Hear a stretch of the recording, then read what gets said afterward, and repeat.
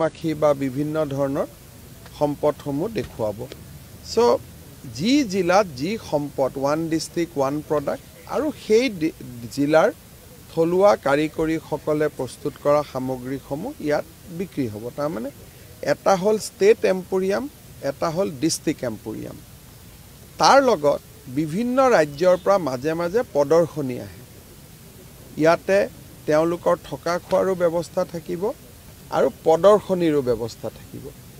সৰু দুটা অডিটৰিয়ামো থাকিব বিভিন্ন সভা সমিতি কৰিবৰ বাবে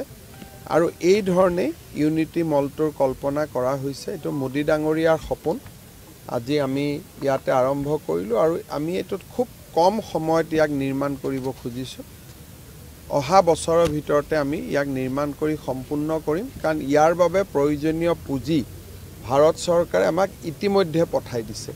সেই কাৰণে খুব স্পিডত আমি এই কামটো শেষ কৰিম কংগ্ৰেছৰ লোকসভা প্ৰাৰ্থী ঘোষণা হোৱাৰ লগে লগে কংগ্ৰেছৰ পদত্যাগত আছে জিতেন শৰ্মা সুৰজ ইণ্ডিয়া তেওঁ প্ৰতিক্ৰিয়া বিজেপি যোগদানৰ কাৰণে ক'ব চক কংগ্ৰেছ দলে 16টা বিৰোধী পক্ষক লৈ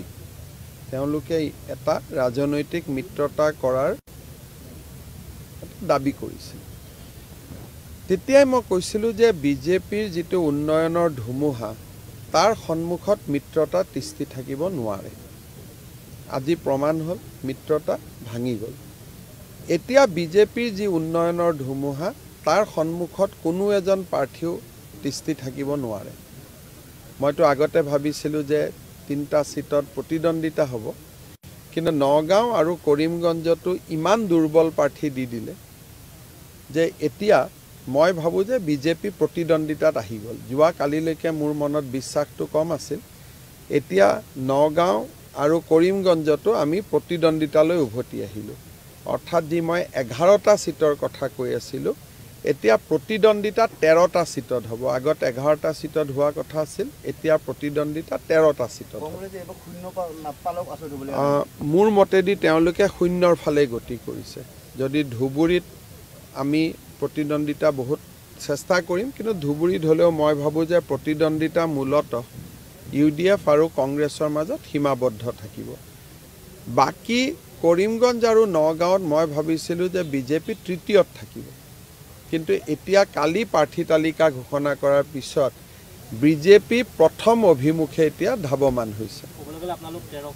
এতিয়া মোটামুটি আমি মই 13খনত জিকিম বুলি নকওঁ কিন্তু 13খনত আমি আহি গ'লো কালি লিষ্টৰ পিছত আগতেতো মই ভাবিছিলোঁ যে 11টা সিটতে কেম্পেইন কৰিম বাকি অসমৰ বাহিৰে তাহিৰে যাম এতিয়া 13টা সিটতে আমি প্ৰতিদ্বন্দিতা কৰিম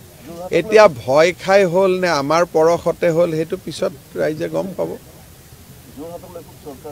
যোৰহাটত কি চৰ্চা কৰিবলগীয়া আছে যোৰহাটত আগৰ যোৰহাট সমষ্টি নাই আৰু যোৰহাটত দুটা লোকসভা সমষ্টিত দুবাৰ আমি 1 লাখ ভোটত জিকিছোঁ দুবাৰ তপন গগৈ জিকিছে আৰু কামাখ্যা প্ৰসাদ তাছাও জিকিছে তাৰ লগত মাজুলী যোগ হ'ল তাৰ লগত দেৰগাঁৱৰ এটা অংশ যোগ হ'ল আৰু পুৰণি তিতাবৰৰ এটা অংশ গোলাঘাটলৈকে গুচি গ'ল গতিকে এই গোটেইখিনি সমীকৰণে এতিয়া আমাক 1.5 লাখত ৰাখি থৈ দিয়ে যদি আগৰ তথ্য চাওঁ কিন্তু যেতিয়া লাখপতি বাইদেউৰ লগত কথা পাতোঁ তেতিয়াতো এনেকুৱা লাগে চব ঘৰে ঘৰে বিজেপি এতিয়াতো মইতো দেখাত বিজেপিক ভোট নিদিয়া মানুহেই নাই কালিয়ে মই যেতিয়া এটা সৰু উদাহৰণ দিলোঁ যোৱাবাৰ যেতিয়া নটিফাই হৈছিলে তেতিয়া আমি এয়াৰপৰ্টৰ পৰা মোটামুটি শ্বহীদ দিৱসৰ ইয়াত ফাংচনত আছিলোঁ মোটামুটি আমি আঁতৰি গৈছিলোঁ পুলিচে ক'লে ছাৰ যাওক দিগদাৰ আছে কিন্তু যোৱাকালি মই শিৱসাগৰত আছিলোঁ ডিমৌত মিটিং মাহমৰাত মিটিং ৰাইজ এতিয়া উন্নয়নৰ লগত আছে আৰু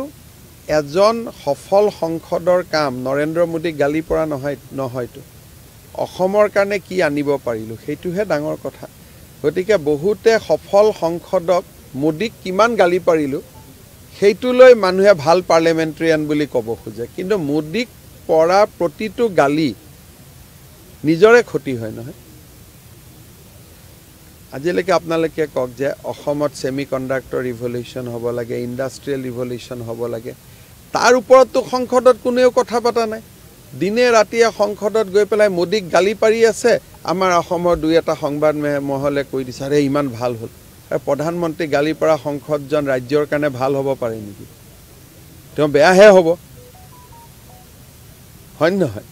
অসমৰ সমস্যাৰ কথা ক'লে বেলেগ চিঠি লিখে আকৌ কিয় মিয়া মানুহক এভিকশ্যন কৰিছে সেইটো যোৰাটৰ মানে ভাল পাব নেকি গতিকে আমাক সিটটো হাতত তুলি দিয়া ধৰণৰ হৈছে কিন্তু এনিৱে 11টা সিট আগৰ পৰাই আমাৰ লগত আছিল এতিয়াও আছে বাকি দুটা সিট মই ভাবো যে ইলেকশনটো অলপ ইন্টাৰেষ্টিং কৰিলে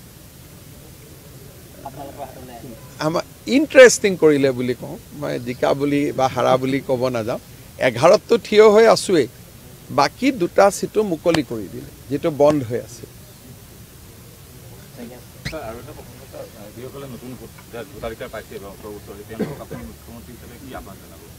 তেওঁলোকে নতুন অসম দেখিছে গতিকে তেওঁলোকক মই আহ্বান জনাব নালাগে তেওঁলোকে আহ্বান জনাব আমাৰ জেনাৰেশনটোহে অসুবিধা আছে বানপানী হলেও আমি মোদীক গালি পাৰো দিল্লীক গালি পাৰো তেল আমাৰ ইয়াত আছে নাই কোৰ পা তেল পাইছো নাজানো আমি কৈ দিও সম্পদ লৈ গল ভাৰতত কোনো ষ্টেটিষ্টিক্স নাছিল সম্পদ লৈ গৈছে নে আহিছে কোনো পৰিসংখ্যা নাছিল তেনেকে আমাৰ জেনাৰেশনটো আমি পৰীক্ষাত পাছু কৰিলো তেনেকে ভাবি চিন্তি নতুন জেনাৰেশনটোৱে গুগলত চাই থাকে যে কোড কি আছে কি নাই গতিকে নতুন জেনাৰেশনটো আমাতকৈ বহুত বেছি তেওঁলোক স্মাৰ্ট তেওঁলোক ইন্টেলিজেন্ট আৰু তেওঁলোক আবেগত নাই they can apply their brain ভাল কৰি কৰিব অসমতো ভোটাধিকাৰ ইণ্ডিয়াৰ ভিতৰতে সবচে ভাল কৰি হয়